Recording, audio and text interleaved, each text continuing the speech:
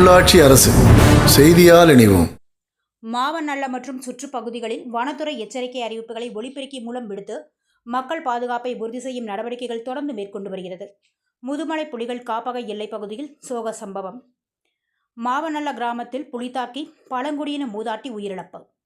நீலகிரி மாவட்டம் முதுமலை புலிகள் காப்பகத்தின் வெளிமண்டல வன எல்லைப் பகுதியில் அமைந்துள்ள மாவனல்ல கிராமத்தில் இன்று காலை ஏற்பட்ட புலி தாக்குதலில் பழங்குடியினத்தை சேர்ந்த நாகியம்மாள் வயது 60 உயிரிழந்துள்ளார்.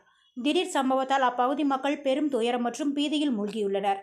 சம்பவத்துக்கு பிறகு வனத்துறை அதிகாரிகள் கிராம மக்களுடன் நேரடியாக பேச்சுவார்த்தை நடத்தி பாதுகாப்பு நடவடிக்கைகள் மேலும் வலுப்படுத்தப்படும் என உறுதியளித்துள்ளனர்.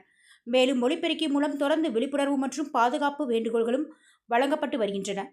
வனத்துறை தகவலின்படி அந்த பகுதியில் எதிர்பாராத விதமாக புலியின் நகர்வு கண்டறியப்பட்டுள்ளதால் அதன் இருப்பை தொடர்ந்து கண்காணிக்கும் பணிகள் தீவிரப்படுத்தப்பட்டுள்ளன.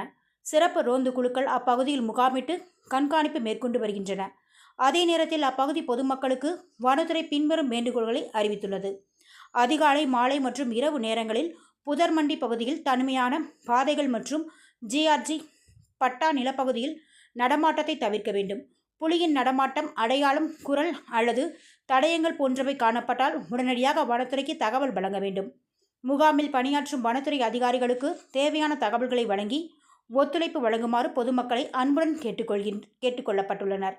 மாவனல்ல மற்றும் சுற்றுப்பகுதிகளில் வனத்துறை எச்சரிக்கை அறிவிப்புகளை ஒலிபெருக்கி மூலம் விடுத்து மக்கள் பாதுகாப்பை உறுதி செய்யும் நடவடிக்கை தொடர்ந்து மேற்கொண்டு வருகிறது.